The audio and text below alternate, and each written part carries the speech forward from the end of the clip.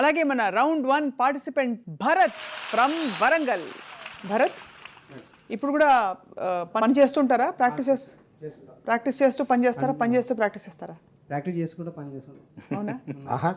ఎలా కలిగింది ఇంట్రెస్ట్ అసలు మిమిక్రీ మీద? నాకు చిన్నప్పుడు థర్డ్ క్లాస్ చదివేటప్పుడే ఎవరు వెళ్ళి నడుస్తారు నడిచేవాడిని. నడుచుకుంటూ ఇట్లా చేసుకుంటే బాడీ ఎక్స్ప్రెషన్ పెడతారో వాయిస్ వచ్చింది ఆటోమేటిక్గా. వాయిస్ వచ్చేసి దాన్ని అట్లా చేయడం దాన్ని గొప్ప విషయం చాలా. రైట్, ఇవాళ ఏం వినిపిస్తారు? ఇవాళ తెలంగాణ కోలాలో గోరెటి వెంకన్న, సుద్దలాష్టి గద్దర్ గారి వాయిస్ వినిపిస్తాను. ముందుగా స్టేజ్ అలంకరించిన గురువులు మిమిక్రీ శ్రీనివాస్ సార్ గారికి, వాయిస్ యాక్టర్ జనార్దన్ గారికి, మరి సాక్షి ప్రేక్షకులందరికీ నా హృదయపూర్వక వందనాలు తెలియజేస్తూ, గోరెటి వెంకన్న గారు ఆయన పాడుతూ మాట్లాడుతుంటారు, శ్వాస పీలుస్తూ అది ఇది అంటూ మాట్లాడుతుంటారు, ఏదేదో మాట్లాడుతుంటారు. అది ఒకసారి ఎలా ఉంటుందో చూపిస్తాను. గల్లీ సిన్నది గల్లీ సిన్నది గరీబోళ్ళ కథ పెద్దది, వానున్న ఇల్లు కిల్లి కొట్ల కన్న చిన్నగున్నవో, గల్లీ చిన్నది ఆ ఇళ్ళ కన్న మేలురా, పరుకురా పన్నురా, పుచ్చుకొని తలుపులేమో పెచ్చునూడి ఉంటావో, గల్లీ చిన్నది నూటికొక్క బాధరా, విచారిస్తే గాదరా, గాథలన్నీ తెరుచుకుంటే గుండెగావరవుతుందో, గల్లీ చిన్నది గరీబోళ్ళ కథ పెద్దది. అంటే బాగుంది చిత్తం, అంత భవిష్యత్తు అంతా ముందే పోతుంది. ఇక నరవెత్తనాలు ఒక్కొక్క కళాకారానికి ఒక్కొక్క నైపుణ్యం ఉంటుంది. చుట్టామత్తన్న మా ఇంటికి, చుట్టామత్తన్న మా ఇంటికి, ఇల్లు తాళా మీద వరకాల పక్కింటికి, అంటే గాథ బాధలు అన్నీ ఉంటాయి. అంత అంతే భవిష్యత్తు అంతే ఉంటాయి. అసలు ఎక్కడ విన్నావు, ఎలా ప్రాక్టీస్ చేసావు? ఈజీ కూడా కాదు.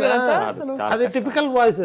అసలు గోరెటి వెంకన్నని ఇన్స్ట్రుమెంటలిస్ట్ ఫాలో చేయాలి, ఆయన ఇన్స్ట్రుమెంట్స్ని ఫాలో చేయాలి. తెలుసా మీకు? నాకు మంచి మిత్రుడు గోరెటి వెంకన్న. ఆయన ఇమిటేట్ చేయాలని నేను ఇప్పటిదాకా అనుకోలేదు, ఎందుకంటే నాకు ఇంపాసిబుల్ అనుకున్నా. కానీ భరత్ని చూసిన తర్వాత అనిపిస్తుంది గోరెటి వెంకన్న కూడా ఇమిటేట్ చేయొచ్చు, ఇమిటేట్ చేసేవాడు ఉన్నారు. అద్భుతం. అసలు ఎక్కడ విన్నావు ఆయన్ని? సార్ నేను రేరా ప్రోగ్రామ్ వచ్చినప్పుడు ఆయన పాడుతునేవాడు, ఇట్లా ఏంటంటే ఎక్స్ప్రెషన్ పెడుతున్నాడు. ఆయన టీవీలో పడితే నేను కూడా స్వీట్ పెట్టేది. అంటే మరి కోసమని దేవుడు కాలమని కాలమనేది అమ్మాయని, అంటే ఇది ఒక భావంతో వాడుతూ నువ్వు అంతే పడుతూ అంతే వెళ్ళిపోతావు, అంతే నువ్వు అంతే నువ్వు అంతే అంతే తనకు తెలవకుండానే ఆయన ఒక స్టెప్ వేస్తాడు కదా, తెలుసా? మధ్యలో స్టెప్ వేస్తాడు. ఓ పుల్లా ఓ పుడక ఎండు కట్టి చిన్న కొమ్మ దేరా,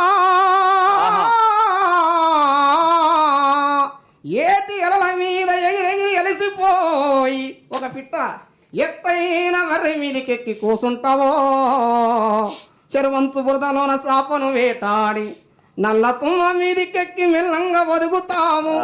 ఈ ఎత్తు మర్రైనా నల్ల తుమ్మైనా ఇంత కొమ్మంటే కొలువుంటావు కొంగమ్మా.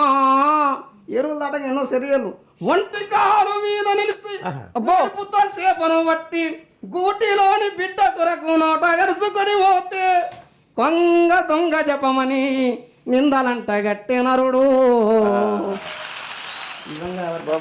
ఎంత అద్భుతంగా ఉంది అసలు. అండ్ పాట కూడా భరత్ అనుకరణ సహజాతంగా వచ్చిన లక్షణంగా కనిపిస్తుంది. అద్భుతం.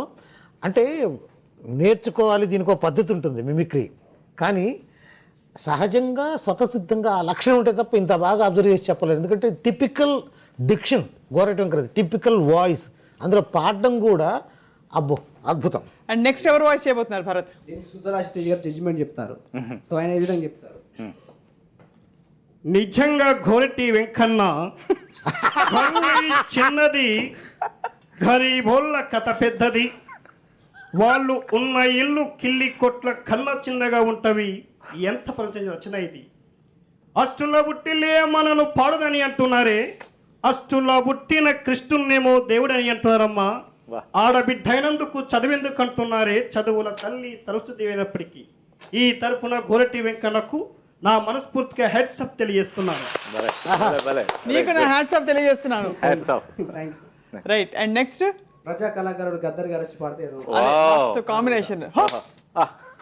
అదిగో ప్రపంచ చరిత్రలో ఒక చుక్క తరతరా మెరుస్తుంది, దాని రంగు చూడు ఎరుపు రంగు, పొడుస్తున్న పొద్దు మీద నడుస్తున్న కాలమా, పోరు తెలంగాణమా పోరు తెలంగాణమా కోట్లాది ప్రాణమా బల బల బల బల బల బల హోలే అదిగో ఆ ప్రకృతి అలా అరుపుకుంటుంది.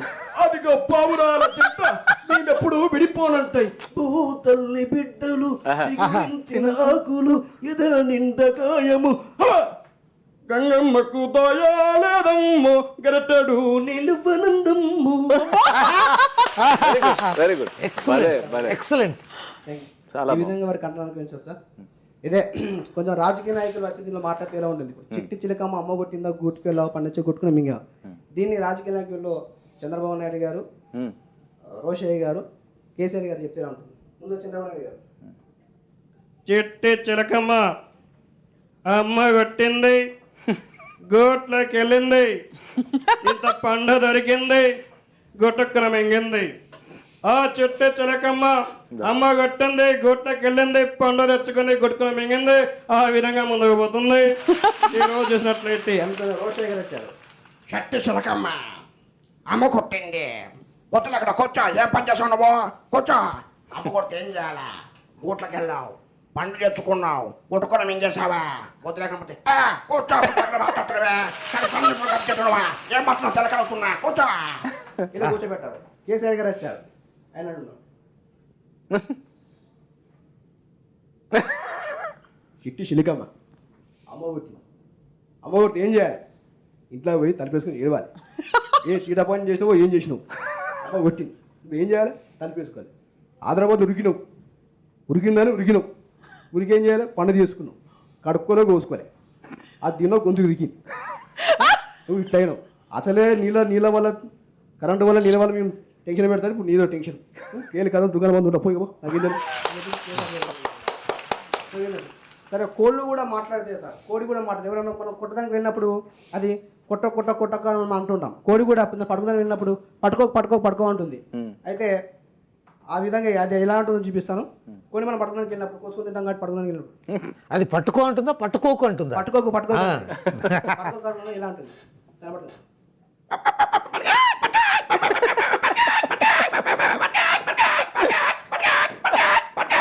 అనడంతోనే నేను ఎగిరిపోయి దాని మీద దొరికేస్తాను.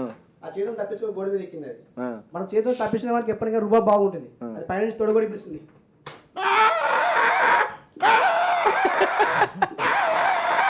ఈ విధంగా తీసుకోవచ్చు. ఒక పిల్లి కూడా ఇంటికి వెళ్ళి నేను రావచ్చా అని మర్యాద అడుగుతుంది. హిందీలో మే ఆవో అని అడుగుతుంది. ఒక ఇంటి దగ్గర పోయి ఎలా అంటుంది?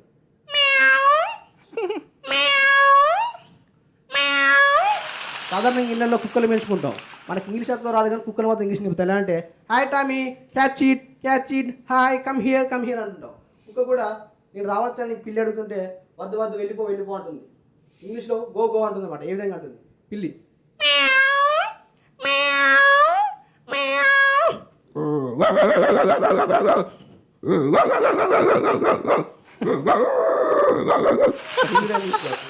ఇది ఏం చేస్తుంది? నాకు అక్కలని చెప్పేసి పడుకొని ఉంటుంది. ఏమంటే పంది వస్తుంది. పంది వచ్చి నువ్వు దారి కట్టుబంటే లే అంటుంది. ఏ విధంగా అంటుంది పంది పిల్లిని?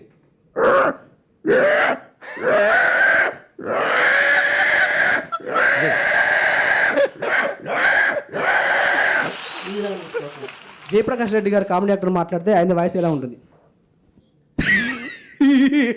ఏమిరా మొత్తం రచ్చ చేతి వరకు అప్పుడేరా కుదిరికి నాకు దొరికిందా అబ్బీ సరిగ్గా రెండు కుదిరిరా. ఒరే సమరాసింహారెడ్డి కల్లీలో కానీ ప్రతాపము తమ తమ్ముడు కదా చూసుకుందాం. నీ పోతున్నావు ఎవడోప్ప అసలు చాలా చిన్న age, different kinds of voices అదంటే వేరియేషన్ అంత బాగా పెట్టుకుని పాడడంలో కూడా చాలా అద్భుతం. సహజ టాలెంట్. ఎస్, బాగుంది. అది సహజాతం అని అందుకే దాన్ని ఇన్స్టింక్ట్ అంటారు కదా. హీరోస్ వాయిస్ ఇమిటేట్ చేస్తావా? అద్భుతం. హీరోస్ వాయిస్ మన రౌండ్ 2 కూడా ఉంటుంది. ఎక్స్పర్ట్స్ ఛాలెంజ్, నీకు మంచి ఛాలెంజింగ్ రౌండ్ ఇస్తాం. బట్ ఇప్పుడు ఇంకొక చిన్న బిట్ ఏమన్నా వినిపించి. మనకు టెక్నాలజీ పెడుతున్నాయి కానీ సెల్ ఫోన్ వచ్చాయి. సెల్ ఫోన్ ఏంటంటే రాంగ్ కాల్స్ కూడా చేస్తుంటాం. మనం వేరే కాల్ మీద అరే ఎక్కడ ఉన్నావు అంటాం. మనం ఫోన్ చేసి అడుగుతానే నేను కాదు బాబు మీరు ఎవరు ఫోన్ చేస్తారో తెలియదని మనం చెప్తుంటాం. అయితే అలాగే ఒక ఇంట్లోకి ఒక రాంగ్ కాల్ వచ్చింది. అక్కడ ఏ విధంగా ఉంటుందో చూద్దాం. దీంట్లో ఇది కామెడీ యాక్టర్ ఇద్దరు పెడితే సుధాకర్ గారు అండ్ కళ్ళు చిద్దమ్మన్ గారు వీరిద్దరు పెడితే ఇలా ఉంటుంది. హలో, ఎవరండి బాబు? ఎదుగా నేను మీ యజమాని మాట్లాడుతున్నాను బాబాయ్. అయ్యగారు చెప్పండి. ఎదుగా అమ్మగారు ఏం చేస్తున్నారు? అయ్యగారు, అమ్మగారు ఇప్పుడే పడుకున్నారు. అయితే నేను చెప్పించే. చెప్పండి అయ్యగారు. నువ్వు వంటగదిలోకి వెళ్ళి కత్తి తీసుకో. అయ్యగారు చెప్పించేరా. సరే అయ్యగారు, తీసుకున్నాను అయ్యగారు. ఎప్పుడో నువ్వు అమ్మగారు ఏం చేస్తున్నారు? అయ్యగారు, అమ్మగారు పడుకున్నారు అయ్యగారు. అయితే అమ్మగారిని 4 పోట్లు పొడిచే. అయ్యగారు చెప్పనిచ్చే. అలాగే అయ్యగారు, పొడిచాను అయ్యగారు. ఇప్పుడు ఆ కత్తి తీసుకొని వెనక ఇంటి వెనక కిటుకుంది కదా, చెరువులో పడేస్తే. అయ్యగారు, మన ఇంటి వెనక చెరువు లేదు, రోడ్డు ఉంది అయ్యగారు. ఏంటే ఇది ఇంటి నెంబర్ 23 కాదా? కాదయ్యగారు, 28. Sorry, wrong number. ఉంటాను బాయ్. కొంచెం భయం వేసింది ఆ జోక్ ఎటెళ్తుందో అని, బట్ చివరికి నవ్వేసింది. అంటే ఇది స్వచ్ఛమైన హాస్యం ఇచ్చే కార్యక్రమం కాబట్టి కొద్దిగా అంటే రాంగ్ నంబర్స్ ఎన్ని ప్రమాదాలకు కారణం అవుతుందని చెప్పడానికి, అంతే తప్ప భార్యల్ని హత్య చేయించడం అనే మన సీరియల్స్లో, తెలుగు టీవీ సీరియల్స్లో వచ్చేలాంటి దాన్ని ఆధారం ఘోరం చేసుకుంటే కాదు. కాదు, నేరాలు ఘోరాలు కావన్నమాట. బట్ ఒకటి భరత్, చాలా అంటే హ్యాట్స్ ఆఫ్ టు యూ. ఎందుకంటే ఒకటి రకరకాల నీ వాయిస్ వింటే మామూలు మాట్లాడే వాయిస్ అలా అనిపించేది, నీ వాయిస్లో వస్తాయని. పాట ఏమిటి, ఆ టింబర్స్ కూడా మారుస్తూ భలే చేస్తున్నావు. కరెక్టా జనార్దన్? కరెక్ట్ అండి. పాటకు సంబంధించి అన్ని వాయిస్ని ఇమిటేట్ చేస్తున్నాడు, సంగీతానికి సంగీతం సంబంధించి నేర్చుకున్నావా? సంగీతం నేర్చుకోవాలి కానీ గోరటి వెంకన్న చూస్తే నాకు కొంచెం పల్లె కన్నీరు వెడుతుందో కనిపించని కుట్రల, నా తల్లి బందీ అయిపోతుందో కనిపించని కుట్రల. facial expressions. మరి వాగుల తుమ్మను వలిసెను పెద్ద వారు సామత్తు వారినది, సాలెల మత్తులు సడుకులిరినవి. పెద్ద బోరు పొద్దంతా నడుస్తుందో బలిసీనాదలరిది. రామా హరియరా.